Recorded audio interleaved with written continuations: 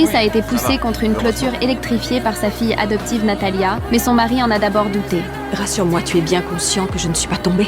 Il faut que l'un de nous meure.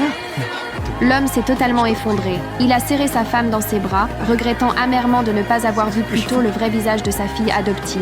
Mais cet incident les a amenés à un constat commun. Natalia est une folle jusqu'au bout, une psychopathe dangereuse. Elle est flippante, c'est une psychopathe. Il faut qu'on arrive à la faire interner. Mike a emmené Natalia seule à l'hôpital. Alors que sa femme pensait que tout était enfin terminé, un incident est survenu. Mais qu'est-ce qui s'est passé?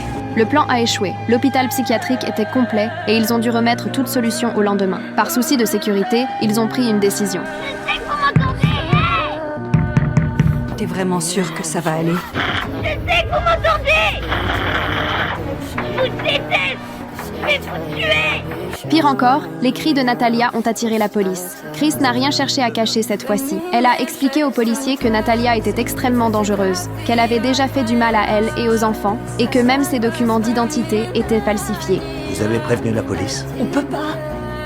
Dès que je me montre un peu méfiante, tout ce qu'elle a à faire, c'est appeler la police et leur dire que je la maltraite pour que l'État me prenne mes enfants. On est piégés, elle nous a piégés. Après avoir tout entendu, le policier sembla profondément marqué par son récit. Il alla parler seul à Natalia. À son retour, son attitude avait radicalement changé, comme s'il avait été confronté à quelque chose de terrifiant. Elle vous a raconté quoi, à vous? À peu près comme vous m'avez dit. Elle a tout mis en bloc. Non, c'est faux. Tout ce qu'on voulait, c'était être là pour elle. Vous ne pouvez pas prouver que c'est bien une criminelle, mais je vous certifie qu'elle est plus âgée que ce qu'elle prétend. Natalia fut conduite en salle d'interrogatoire, mais cela sembla la laisser totalement indifférente. Au fil de l'interrogatoire, ses réponses donnèrent des frissons à tous ceux qui les entendaient. Je suis pas vraiment sûre, mais il paraît que des fois je devenais cinglée, je faisais peur à toute la famille, je piquais des grandes crises, je mentais. On pouvait pas me faire confiance. Mais qu'est-ce que ça veut dire, je piquais des grandes crises?